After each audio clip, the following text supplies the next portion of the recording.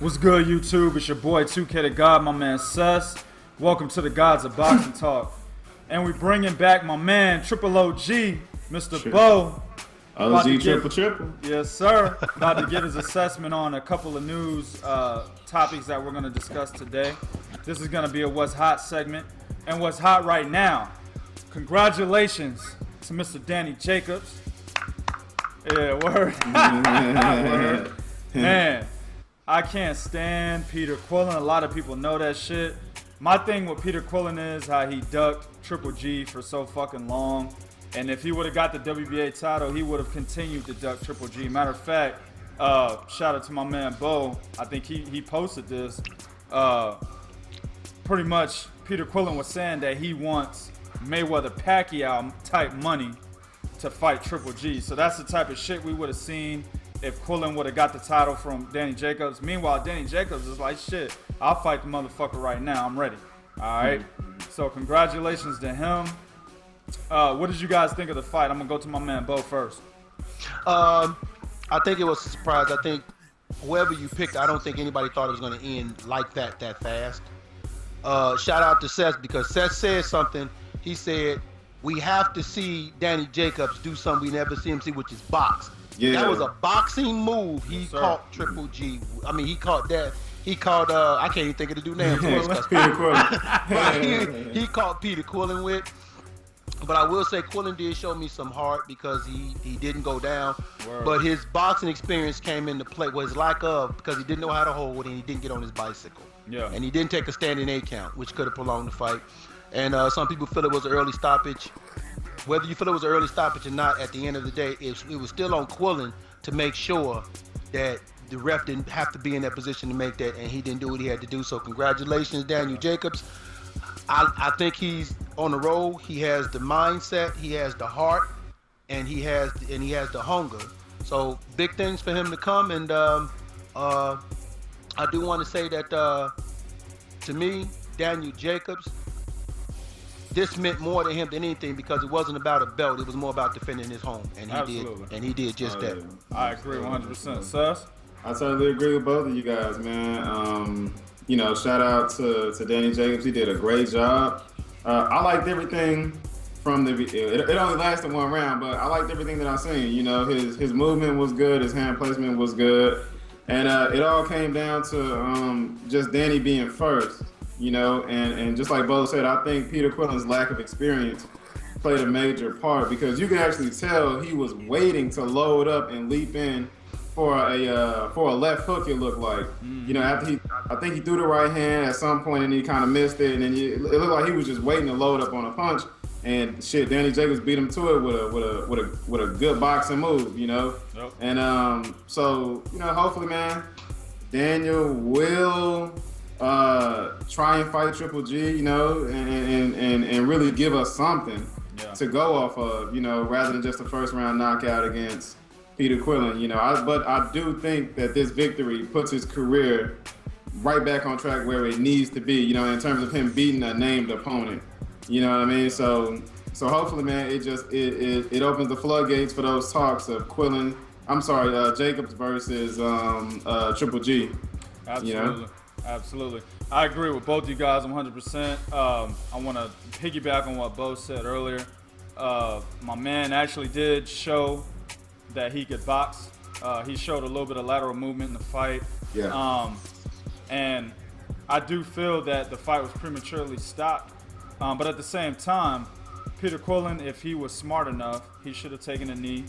He should learn how to hold when he's in trouble. Mm-hmm. So it's only his fault that the fight got stopped the way it did. So congratulations to Danny Jacobs. Wish him all the best. While we're on the topic, I want to go into. Go ahead, Bo. I just got one thing I want to say. Yeah. I saw a lack of experience on Quillin's part, because Jacobs came to the ring sweaty, which means he was ready from the gate. Yeah. Quillin came dry. Right. He came out dry, and that's why he couldn't recover as fast. I think Quillin was kind of overlooking him simply because of what happened in the Sergio Mora fight, and then the fact that he's been knocked out before by Dmitry Pirog. I think he was overlooking him a little bit. Quillin does have that character where he's a little too cocky Like I said in the prediction video, he believed genuinely that he is the man at 160, even though a guy had came in and took all of his motherfucking fans, all of his attention. You know what I'm saying? The little attention he was even getting. So I mean that doesn't surprise me about Peter Quillen. And he paid for it. Actually, he's thinking about moving up to 168 now. That's actually in the cards for him right now. And you know, if he does, it is what it is. But I know he can't beat Golovkin. But while we're on the subject with Jacobs, what's next for him? The WBA has actually a convention that's getting ready to start December 13th. It's going to run into the 19th. And they're basically going to look at the WBA, look at the rankings, look at who the interim title holder is, pretty much see what the future holds for this particular organization, this sanctioning body, right? So you've got Danny Jacobs, who is the regular champion. You've got Triple G, who is the WBA super champion. You've got Alfonso Bronco, who's the WBA interim champion. Then you have Eubank, the winner of Eubank Jr. versus Spike O'Sullivan will be, and that's for the WBA eliminator. So they will be another mandatory choice for the WBA title. So they're going to look at all these choices, and they're basically going to say, we order Jacobs, Triple G, or we don't order it based on those other two factors. What do you guys think? You want to go on that, Bo? Go ahead, Seth.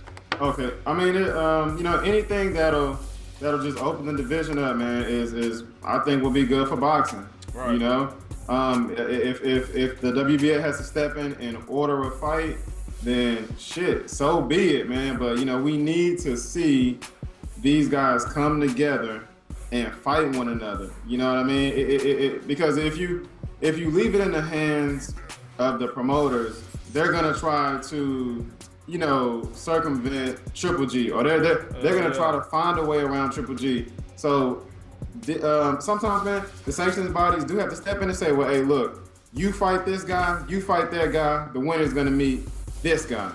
You know, I mean, we sometimes we have to have that, because if we don't get the fights we want to see. We end up getting these bullshit fights, and you know, one guy reigns supreme for a good amount of time when there's an elephant in the room. Yeah. You know, so I think it's good, man. Any kind of eliminator, any kind of a tournament, you know, whatever names they want to throw out there, let's make the fucking fights happen. You know, I'm all for it. Absolutely, Bo. What a great time to be a boxing fan. Yeah. What a great time to be a fan. It's like now they're getting it that, look, we can't wait for these dudes to do it. We got to do it for them. Right. Okay? The problem has always been you have all of these belts, you have all of these sanctioning bodies, you have all of these ranking systems, who's ranked here, who's ranked there. It's a whole big jumble mess. But if you want to find out who is the man at a weight division, or who is the future, you got to make these dudes. I think I posted something. I said, it's too many undefeated fighters. Yeah, I remember that. Yeah, it's too many undefeated fighters. Why? Because everybody's stepping around the next dude or this dude or that dude. Yep. Make these guys fight. And that's what makes what Jacobs' situation interesting is, at least with Jacobs, this is a dude that we know will fight. Yeah. You know, I mean, at this point now, he's riding all-time high. He will fight. So make these dudes fight. Make these organizations get with each other and, you know, and say, hey, fight at 160. Not no damn catchweight shit. Fight at 160 so we can have a 160-pound champion. And, you know, hats off to the WA for doing it, and I hope the rest of the organizations follow. I agree 100%. I hope they actually order the fight. I don't want to see Danny Jacobs versus Eubank Jr. He's definitely going to beat Spike O'Sullivan. I don't even know who the fuck Alfonso Bronco is. I don't want to see that shit. You know that's the reason why I didn't even comment on. I don't really even know none of them other dudes. You know what I'm saying? I know Eubanks. I'm like, I don't know these other cats, man. So. Yeah, Eubank Jr. is a good fighter. He lost to Billy Joe Saunders. Billy Joe Saunders, you know what I'm saying? right. And that was a closer fight than the judges had it, in my opinion. But I don't think Eubanks Jr. is ready for a Daniel Jacobs right now. He's a little bit too green to me. He's really just as green as Anthony Joshua is at the heavyweight division if you really look at it. So I don't want to see him against a Danny Jacobs. I hope they order this fight because there's a trend going on when it comes to Triple G. Whenever motherfuckers start calling out Triple G, no fight. You know what I'm saying? Yeah. No fucking fight. But everybody's ducking him. But everybody's ducking him, exactly. Right. So I hope they order it, which leads me to my next topic. Another motherfucker is calling out Triple G. Add him to the long list, people. James DeGale said he'll fucking fight Triple G at 168. He said, don't look for an old ass retired Carl Froch. Thank you. He said, I'll fight your motherfucking ass right now. What do you think, sus? Man, that's great. That's great. It validates exactly what I've been saying about Triple G versus Carl Froch. Why are you trying to fight a retired fighter, to say the least? You know, that fight shouldn't happen. I don't give a shit if Carl Froch, I don't care who entertains it. The fight shouldn't happen. You got a young, vibrant champion in a division that's calling your name out, James DeGale. Yep. Fight him, and you know what? Prove to me that you're not just looking for fighters who have some type of a handicap in order to fight them. Yep. You know, that's what I continue to say about Triple G is the names that he's calling out at 68, they have some type of handicap. You know, either they are bloated, lazy motherfuckers in Chavez Jr., retired champions who aren't, you know, whose mindset isn't fit to actually get in the ring with him, Yep. or you know, they pose no threat to him. They're tailor-made. You know, you've got absolutely. a guy that's tailor-made for Triple G is a guy that has absolutely no lateral movement. He comes forward or he moves straight back. That's because Triple G is excellent at cutting the ring off. You're gonna move straight back against a guy that cuts the ring off A+ at an A+ level. You're gonna get caught and you're gonna get trapped. That's all the guys that he's fought. Absolutely, and you know, it's the names that of the guys that are calling him out that I'm not hearing him say much about. And if you do say something about him, they just really kill the fight. Like with Lara. Lara said, hey, I'll move up to 160 and I'll fight you. They said some bullshit about Willie Monroe having more selling power than Arizona Lara. Exactly. And we all knew that was bullshit. Yeah. You know, and Sanchez said that shit. I remember that. Yeah. This dude headlined a fucking pay-per-view with Canelo. Exactly. And they got 375,000 buys. Yep, they got way more buys. Yep, exactly. Yep. And then, you know, we know the story with Andre Ward. You know, we don't even have to go into that. So it's and now James DeGale, I guarantee all the Golovkin fans out there, I guarantee you that they're not going to entertain fighting James DeGale. And if they do mention it, that's all they're going to do is mention the fight. They're going to say something about DeGale to kind of discredit his selling power or to discredit that fight actually happening. I do not think they would fight somebody like James DeGale. He's entirely too awkward. And I'm not even really big on DeGale, but I'll give him credit for being extremely, extremely awkward when you step in front of him. See, the funny shit to me is all the guys that are calling Triple G out, they all have great lateral movement. I mean, you got James DeGale, you got Arislan Lara, you got motherfucking Tim Bradley. You know what I'm saying? Canelo showed that he can move a little bit against Cotto, but I won't put him in there. He got concrete feet too much, though. Yeah, Demetrius Andre's calling him out. Charlo, both Charlo brothers said they'll fight him. All these guys have lateral movement. And ironically, Triple G has no fucking response to any of these guys. The interesting thing about Demetrius Andre is he's the best 154-pounder who have been chasing Canelo for a goddamn year. Oh, longer than that. And they did not give this dude any kind of shot at all, period. Yeah. When has the champion ever had to chase the fucking challenger? I'm trying to figure out what has happened with the game. And you're absolutely right. And I'll add to that, when the fuck has the champion had to chase his mandatory and then get stripped for it because he didn't make it happen? When the fuck did that ever happen? Wow. Yeah, so just insane. So we it's just one of those things, man. So where, like I said, like you said earlier, add that name to the list. You know, let's see if Golovkin can't get the fights he wants at 160. What's wrong with moving to 168? Yep. You know.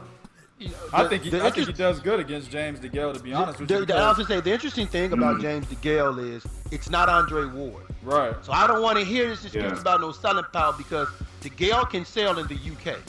Oh, absolutely. If the purpose of fighting Froch was, he got UK dollars. Well, James DeGale, after beating Lucius Bute, because I ain't going to say it's Bute,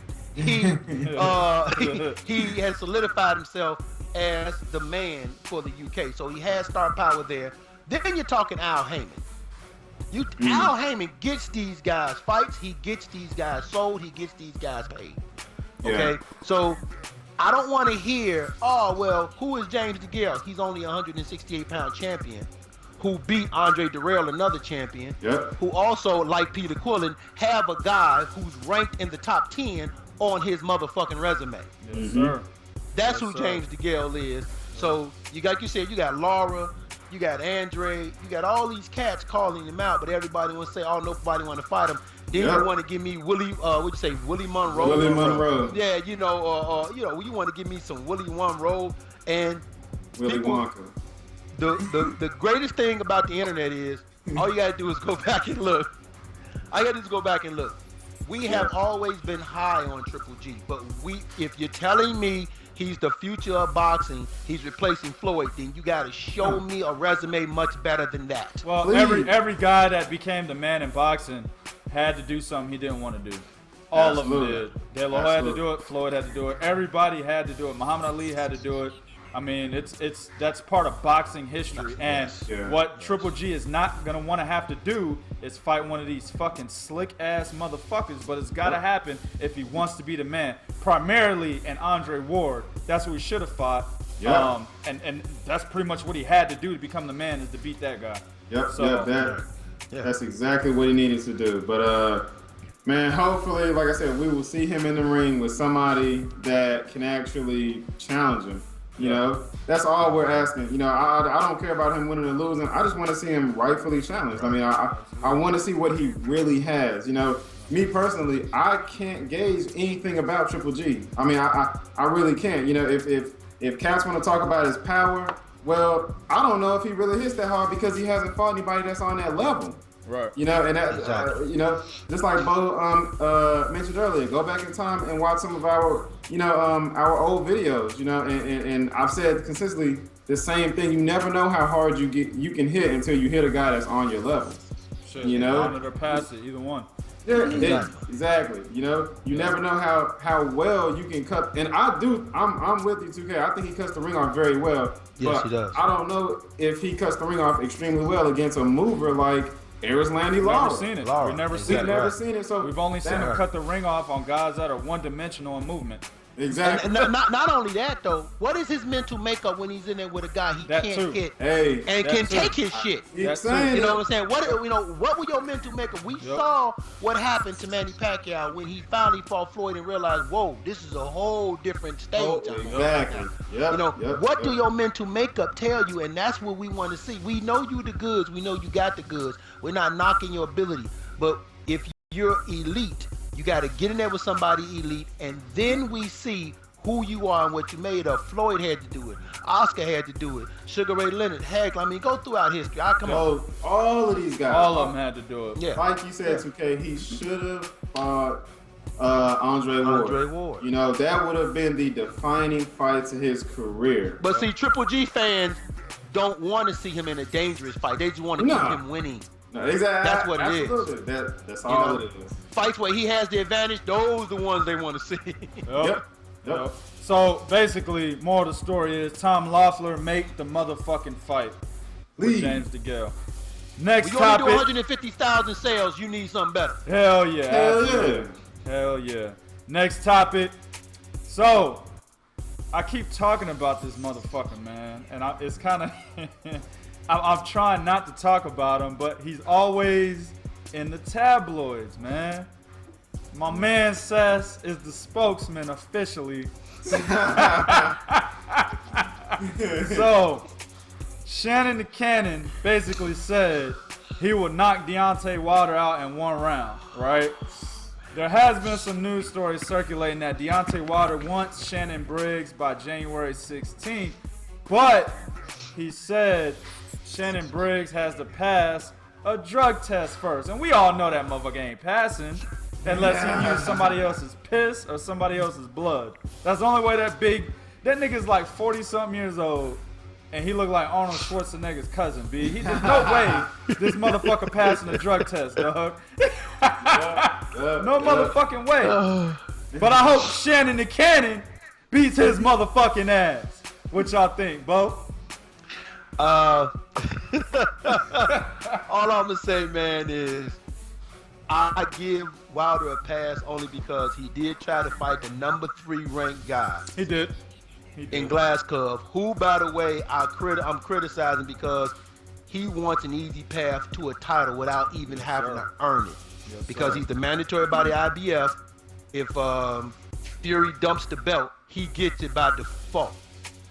And I don't either he gets it or he fights somebody, but it's not like you beat somebody. So he's trying to get a belt. Now, I ain't gonna say him, his people is trying to get a belt by default because for some reason a lot of these cats think holding the belt makes you a star and gives you this star power. But Deontay Wilder fighting Shannon the Cannon. Let's go, champ! Let's go, champ! This dude. Look, I'm not gonna lie.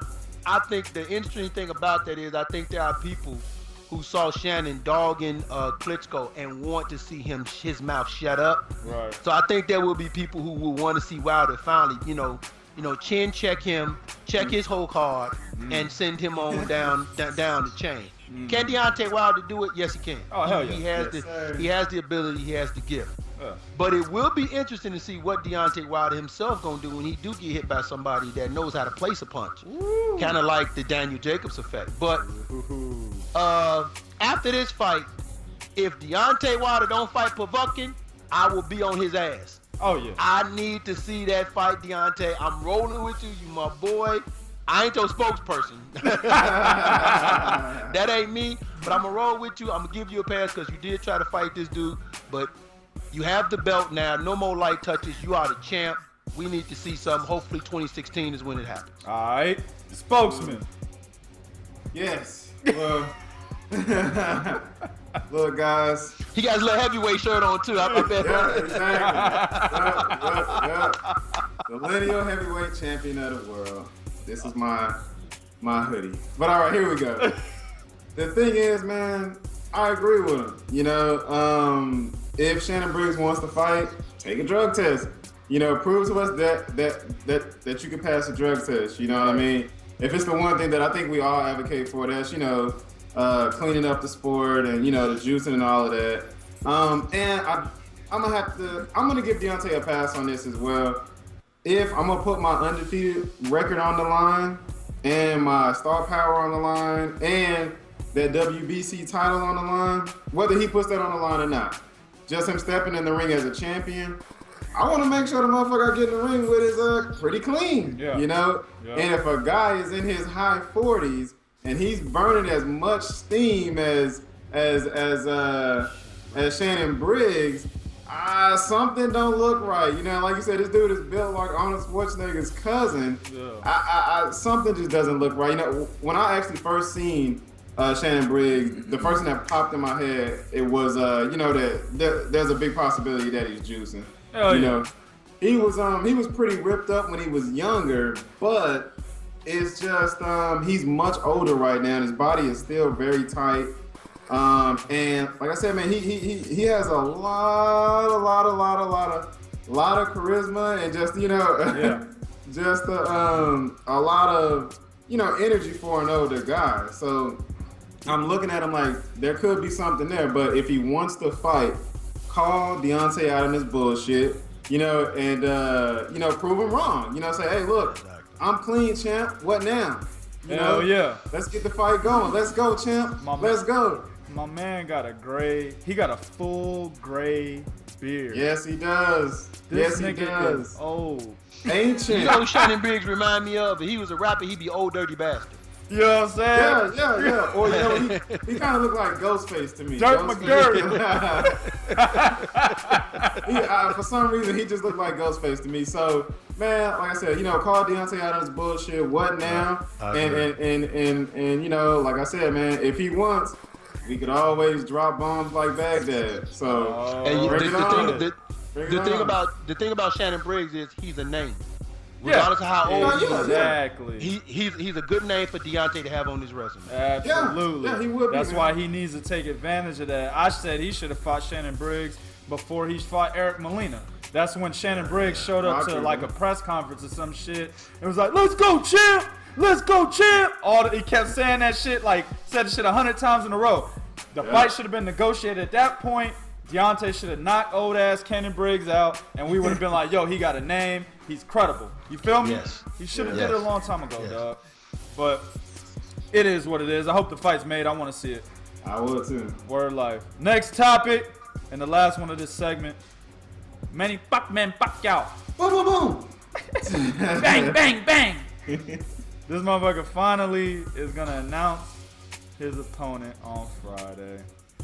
And he was supposed to do it last Friday, like my man Seth said before the video. Oh, and he was supposed to fight Terrence Crawford, pass the torch. And then he was supposed to fight Tim Brad. I mean, what the fuck? Amir Khan was in negotiations with him. Now Amir Khan is knocking on that door of Kell Brook like, hey, man, I was just playing. Yeah. Please.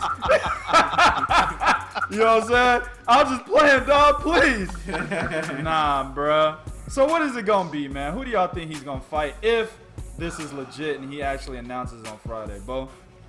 If he actually announces on Friday, and let's remember, keep something in mind, again, why I love the internet. He, according to them, they thought he was going to fight by the end of this year. Mm-hmm. Remember that? They had something saying he was going to fight in December. Yep. Then it was all he needed a year. If he's going to fight, I'm thinking if I'm Manny Pacquiao, I'm just coming back from supposedly legit shoulder surgery. Mm-hmm. I'm gonna fight Timothy Bradley, right?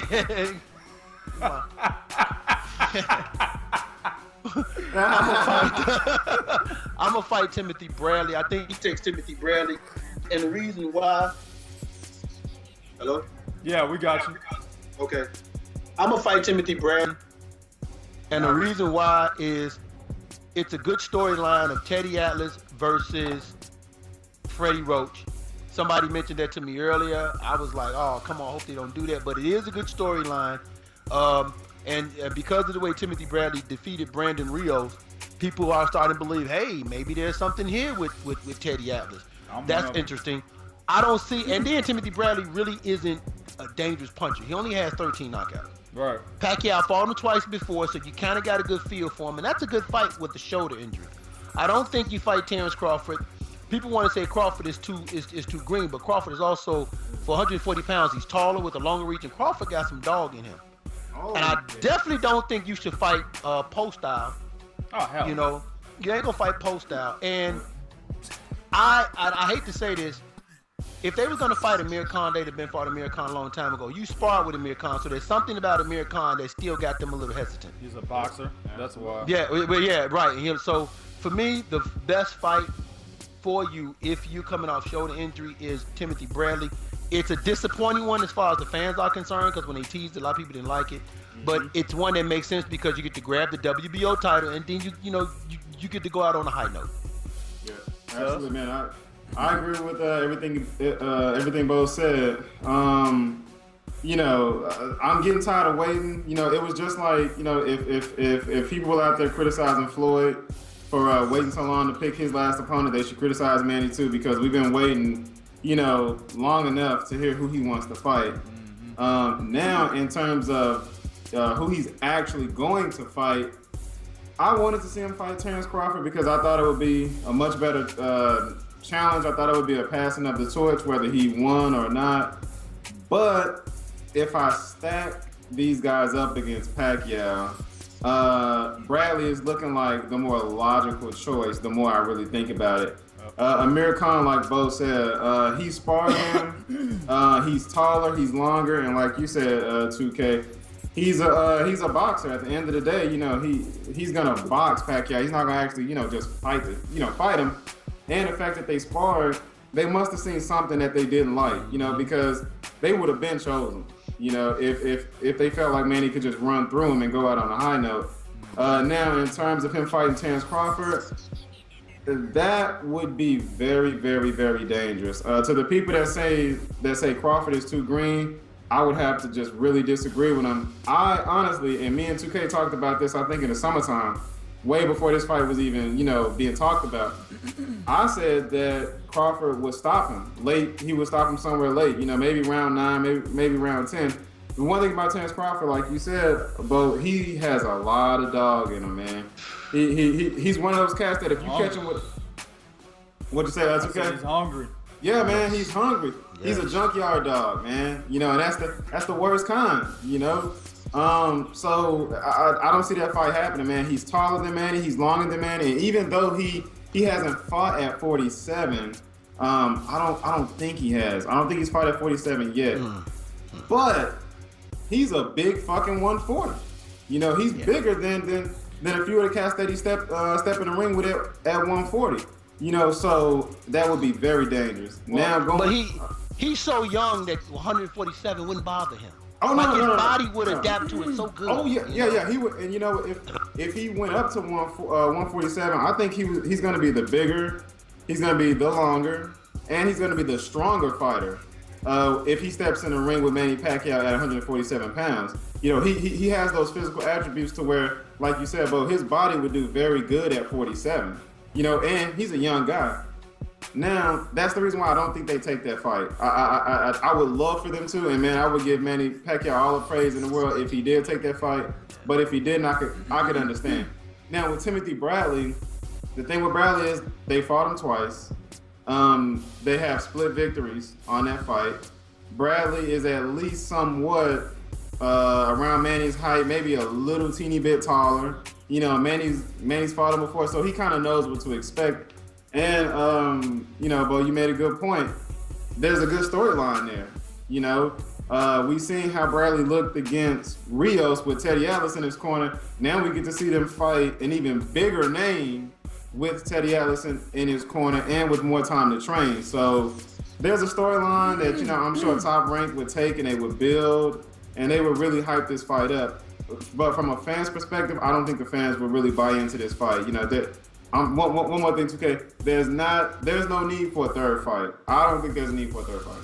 100% agree. I agree with that. I've already seen posters and shit, like makeup posters of Pacquiao, Tim Bradley 3. A lot of the news that's being thrown out there about Manny Pacquiao seems to be swaying in the direction of the guy that they're gonna pick is Tim Bradley, and it makes sense because when this is Manny Pacquiao's last fight, he will be retiring. Tim Bradley still has another year on the contract with Bob Arum, so Bob Arum's gonna try to make as most money as he can out of Tim Bradley. If Tim Bradley does actually win this third fight, he will now be the man at Top Rank. Also with Terrence Crawford, like you said, I don't think he's big for 147 because he actually came from 135. He's like Adrian Broner. Broner came from 130, but they both came up from the lightweight division or less. So moving up again will be like moving up 2 weight classes for Terrence Crawford. So I think he would actually be the smaller man at 147. But his skill level, the fact that he's young, his ability to adapt, he can switch, he can do southpaw, orthodox. He has power in both hands. He's fast. I think none of that shit would falter if he moved up to 147. And I think they know that. And I think they want to give him a good farewell fight. That's why I thought Amir Khan would have been the best choice. And for whatever reason, they didn't pick him. So I think they're gonna pick Tim Bradley. Do I want to see that fight a third time? If I said this in another forum, I said if Tim Bradley fights Manny Pacquiao like he did the second half of their rematch, fuck no. But with Teddy Atlas in his corner, I don't think he will do that. So I think it's an excellent fight. Yeah. Remember, he's a fireman. Yeah, He's a exactly. fireman. Yeah. My man is putting out fires every night. Yeah. Hey, Tim Bradley could come to a neighborhood near you. You know what I'm saying? All right, people, that's going to be the end of this segment. Do what you do in the comment section. Give us some feedback on everything that you heard in this segment. But be real. This is real talk for real fans. 1.